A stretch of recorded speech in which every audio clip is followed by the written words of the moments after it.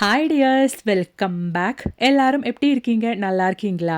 இன்னைக்கு நம்ம வீடியோவில் நம்ம பார்க்க போகிறது, நம்ம வீட்டிலும் நம்ம வீட்டுக்கு சுற்றிலும் ரொம்பவே தொல்லையான எலி, பெருச்சாழி, அது மட்டும் இல்லைங்க, பாம்பு, பல்லி இதுங்களெல்லாம் நம்ம வீட்டு பக்கமே வராதபடி செய்யக்கூடிய அருமையான கொஞ்சம் டிப்புங்க தாங்க. அது மட்டும் இல்லை, இப்போ மாறி மாறி கிளைமேட் எல்லாம் வந்துட்டு இருக்கிறதுனாலேயே நிறைய கொசு தொல்லை, பொடிங்க தொல்லை எல்லாம் நம்ம வீட்டில் இருக்குது. அதுங்களெல்லாம் நொட்டியில் நம்ம வீட்டில் இருந்து ஓட வைக்கிறதுக்காக வேண்டிட்டு இருக்கிற அருமையான டிப்பு தாங்க இன்னைக்கு நம்ம வீடியோவில் நம்ம பார்க்க போகிறோம். எல்லோருமே வீடியோ ஒன்று ஃபுல்லாக ஸ்கிப் பண்ணாமல் பாருங்கள். வீடியோ பிடிச்சிருந்தா லைக் பண்ணுங்கள். அப்போ நமக்கு டைம் வேஸ்ட் பண்ணாமல் நேராக வீடியோக்குள்ளே போயிடலாம். அப்போ தான் நமக்கு நம்மளோட முதல் டிப்பு பார்த்துடலாங்க. இந்த மாதிரி நம்ம வீட்டில் இருக்கிற அயன் பேன் எல்லாம் எவ்வளோ தான் நம்ம சீசனிங் பண்ணி வச்சாலும் இந்த மாதிரி இருக்கிற தோசை பேன் எல்லாம் சீக்கிரமாகவே இந்த மாதிரி துருப்பிடிச்சிடும். அந்த மாதிரி இல்லாமல் மாதக்கணக்காக நீங்கள் அந்த தோசை பேன் எடுக்கலைனாலும் நீங்கள் எப்படி சீசனிங் பண்ணி வச்சிங்களோ அந்த மாதிரி இருக்கிறதுக்காக வேண்டிட்டு இருக்கிற ஒரு டிப்பு தான் நம்ம பார்க்க போகிறோம். அதுக்காக வேண்டிட்டு தோசை பேனுக்கு மேலே ஒரு அரை டீஸ்பூன் அளவுக்கு நீங்கள் ஒயிட் கோல்கேட் சேர்த்துக்கோங்க. அதே மாதிரியே ஒரு அரை டீஸ்பூன் அளவுக்கு லெமன் ஜூஸ் புழிஞ்சிக்கோங்க.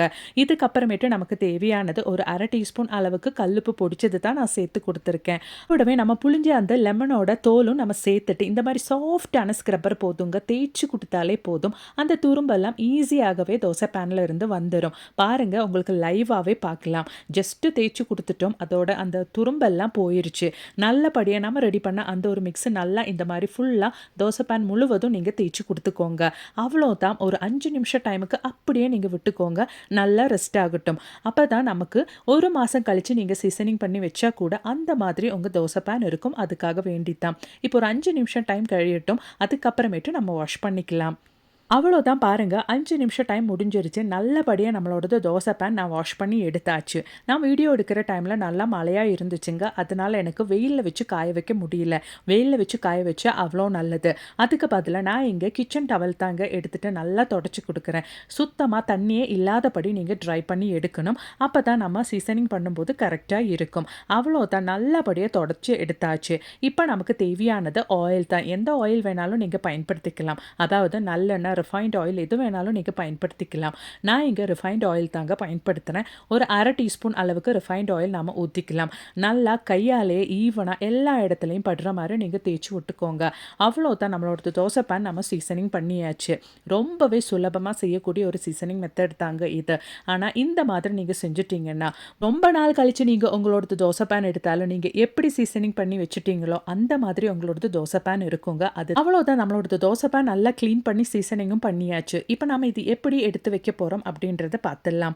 அதுக்காக வேண்டிட்டு நமக்கு தேவையானது ஒரு பிளாஸ்டிக் கவர் தாங்க. அந்த பிளாஸ்டிக் கவருக்குள்ள நல்லா இந்த மாதிரி அந்த தோசை பேன் போட்டு நல்லா டைட்டாக காற்று உள்ள போகாதபடி நீங்கள் கட்டி வச்சா மட்டும் போதுங்க. எவ்வளோ நாள் கழிச்சு நீங்கள் அதை ஓப்பன் பண்ணாலும் நீங்கள் எப்படி கழுவி சுத்தம் பண்ணி சீசனிங் பண்ணி வச்சுட்டீங்களோ அந்த மாதிரி உங்களோட தோசை பேன் இருக்கும்.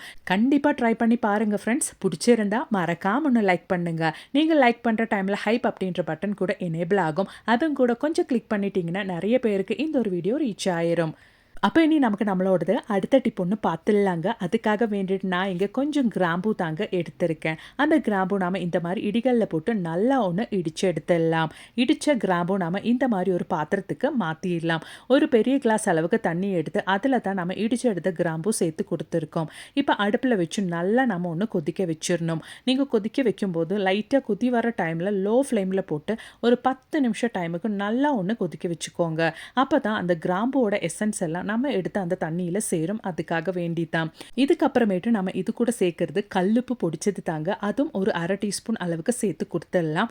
நல்லா ஒன்று கொதிக்கட்டும். அதாவது லோ ஃப்ளேமில் போட்டு ஒரு 10 நிமிஷம் டைமுக்கு நல்லா கொதி வர வரைக்கும் நம்ம கொதிக்க வச்சிடலாம். பாருங்கள், நம்மளோடது கிராம்போட எசன்ஸ் நல்லபடியாக தண்ணியில் இறங்கி அந்த தண்ணியோட கலரே சேஞ்ச் ஆயிருச்சு. இந்த டைமில் ஃப்ளேம் ஆஃப் பண்ணிடலாம். அந்த மீடியம் சூடோடவே நம்மளோடது தண்ணி நம்ம வடிகட்டி வேறொரு பாத்திரத்துக்கு மாற்றிடணும். அப்போ தான் நமக்கு கரெக்டாக இருக்கும். அவ்வளோதான், நான் வேறொரு பாத்திரத்துக்கு ஃபில்டர் பண்ணி எடுத்துட்டேன். இனி நமக்கு தேவையானது விக்ஸு தாங்க. விக்ஸு நான் ஒரு டூத்பிக் யூஸ் பண்ணி தான் எடுக்க போகிறேன். நமக்கு கரெக்டாக இந்த அளவுக்கு, அதாவது 1/4 டீஸ்பூனுக்கும் கம்மியான அளவுக்கு தான் நம்ம சேர்க்க போகிறோம். நம்ம எடுத்த அந்த ஒரு கிராம்புவோட தண்ணிக்கு கரெக்டாக இந்த ஒரு அளவு நமக்கு கரெக்டாக இருக்கும். அவ்வளோதான், நல்லா மிக்ஸ் பண்ணிக்கோங்க. மீடியம் சூடாக இருக்கிறதுனாலேயே சீக்கிரமாக நம்மளோட தைலம் அந்த சொல்யூஷன் கூட மிக்ஸ் ஆகிரும். அவ்வளோதான், நம்மளோட சொல்யூஷன் இங்கே ரெடி ஆயிருச்சு. இப்போ க்ளோஸ் பண்ணி ஒரு 10 நிமிஷம் இல்லைனா அரை ஹவர் டைமுக்கு நல்லபடியாக ரெஸ்ட் ஆகிறதுக்காக வச்சிடலாம். அரை ஹவர் டைம் முடிஞ்சதுக்கு அப்புறமேட்டு ஒரு ஸ்ப்ரே பாட்டில் அப்படி இல்லைன்னா உங்கள் கையில் எந்த பாட்டில் இருக்கோ அது நீங்கள் பயன்படுத்திக்கலாம். நான் இங்கே ஒரு ஹேண்ட் வாஷ் பாட்டிலில் தாங்க நம்ம ரெடி பண்ண அந்த ஒரு சொல்யூஷன் ஊற்றியிருக்கேன். நைட்டு வேலையெல்லாம் முடிச்சதுக்கு அப்புறமேட்டு உங்களோடது counter top, gas top, kitchen top எல்லாமே இந்த மாதிரி நீங்கள் இந்த ஒரு சொல்யூஷன் ஸ்ப்ரே பண்ணிவிட்டு க்ளீன் பண்ணிட்டீங்கன்னா அந்த ஒரு சொல்யூஷனோட ஸ்மெல்லுக்கு, கிராம்புவோடதும் விக்ஸோடதும் ஸ்மெல்லுக்கு உங்கள் கிச்சன் பக்கமே பல்லி, கரப்பான், பொடிங்க, ஈங்க எதுவுமே வராதுங்க. கண்டிப்பாக ட்ரை பண்ணுங்க. ரொம்பவே பயனுள்ள ஒரு டிப்புங்க. அது மட்டும் இல்லைங்க, நம்ம தூங்குறதுக்கு முன்னாடி நம்ம கிச்சன் சிங்க்லையும் நைட்டு நீங்கள் தூங்குறதுக்கு முன்னாடி இந்த ஒரு சொல்யூஷன் அந்த கிச்சன் சிங்க் பைப்பு வழி இந்த மாதிரி நீங்கள் ஸ்ப்ரே பண்ணி விட்டுட்டிங்கன்னா அந்த கிச்சன் சிங்கோட பைப்பு வழி வர பிராணிங்க தொல்லையெல்லாம் நமக்கு இருக்கவே இருக்காது. அது மூலமாகவே நம்ம கிச்சன் சிங்கும் ஹைஜீனிக்காகவே மெயின்டைன் பண்ணிடலாம். ட்ரை பண்ணி பாருங்க. அப்போ இனி நமக்கு நம்மளோடது அடுத்த டிப் ஒன்று பார்த்துடலாங்க. அதுக்காக வேண்டிட்டு நான் இங்கே எடுத்திருக்கிறது ஜாதிக்காய் தாங்க, அதாவது நட்மக். நான் இங்கே 2 ஜாதிக்காய் எடுத்திருக்கேன். இதில் ஒன்று தான் நம்ம இப்போ பயன்படுத்த போகிறோம்.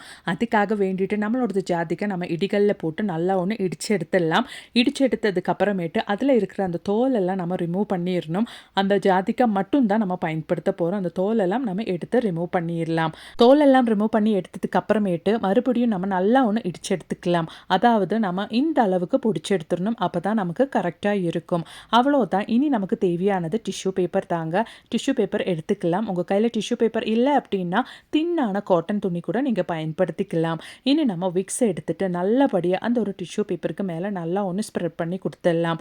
அதுக்காக வேண்டிட்டு ஒரு டூத் பிக் நீங்கள் எடுத்துட்டிங்கன்னா கரெக்டாக இருக்கும். இந்த அளவுக்கு தைலம் நீங்கள், அதாவது விக்ஸ் நீங்கள் எடுத்துக்கோங்க. நல்லா ஈவனாக அந்த ஒரு டிஷ்யூ பேப்பருக்கு மேலே ஸ்ப்ரெட் பண்ணிக்கோங்க.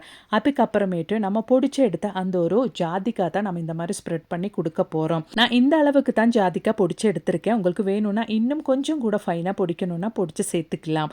இனி நமக்கு தேவையானது இன்ஸ்டன்ட் காஃபி பவுடர் தாங்க. அது கூட ஒரு அரை டீஸ்பூன் அளவுக்கு நல்லபடியாக இந்த மாதிரி அதுக்கு மேலேயே ஸ்ப்ரெட் பண்ணிக்கலாம். எந்த இன்ஸ்டன்ட் காஃபி பவுடராக இருந்தாலும் நீங்கள் பயன்படுத்திக்கலாம். அவ்வளோதாங்க. இப்போ நம்மளோடது டிஷ்யூ பேப்பர் நல்லா டைட்டாக, எவ்வளோ உங்களுக்கு டைட்டாக அதை ரோல் பண்ணி எடுக்க முடியுமோ அவ்வளோ நீங்கள் ரோல் பண்ணி எடுத்துக்கோங்க. இந்த ஒரு டிஷ்யூ பேப்பர் மட்டும் போதுங்க.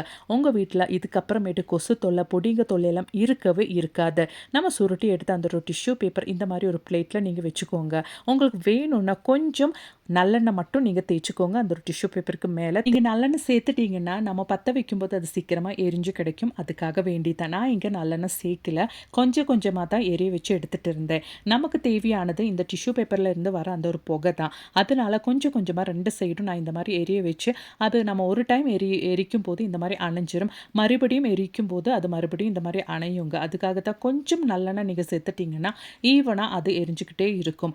நமக்கு தேவை அந்த புகை அப்படின்றதுனாலே ஒரு டைம் அந்த நெருப்பு அணைஞ்சாலும் கொஞ்சம் நேரத்துக்கு அந்த புகை இருந்துக்கிட்டே இருக்கும். அந்த புகை மட்டும் போதுங்க. சாயந்தர டைமில் இந்த மாதிரி உங்கள் வீடு முழுவதும் நீங்கள் இந்த ஒரு புகை காமிச்சிட்டிங்கன்னா அந்த ஒரு புகையோட ஸ்மெல்லுக்கு உங்கள் வீட்டு பக்கமே கொசு தொல்லை, பொடிங்க தொல்லையெல்லாம் இருக்கவே இருக்காதுங்க. இப்போ அடிக்கடி நல்ல மழையெல்லாம் பெஞ்சிட்டே இருக்கிறதுனாலே நல்ல கொசு தொல்லை எல்லார் வீட்லேயும் இருக்கும். அந்த மாதிரி இல்லாமல் இருக்கிறதுக்காக வேண்டிட்டு நீங்கள் ஒரு டைம் இந்த மாதிரி ஒரு டிஷ்யூ பேப்பர் ரெடி பண்ணி பற்ற வச்சு பாருங்கள். உங்களுக்கே அந்த ஒரு வித்தியாசம் தெரிய வரும். கண்டிப்பாக ட்ரை பண்ணுங்கள். பிடிச்சிருந்தா லைக் பண்ணுங்க. அப்போ இன்றைக்கி நம்ம வீடியோவில் காமிச்ச எல்லா டிப்ஸும் உங்களுக்கு மிகவும் பயனுள்ளதாக இருந்திருக்கும்னு நான் நினைக்கிறேன். வீடியோ பிடிச்சிருந்தா லைக் பண்ணுங்கள். அதோடவே உங்கள் ஃப்ரெண்ட்ஸ் அண்ட் ஃபேமிலி கூட ஷேர் பண்ணி சப்போர்ட் பண்ணுங்கள் ஃப்ரெண்ட்ஸ். தேங்க்ஸ் ஃபார் வாட்சிங்.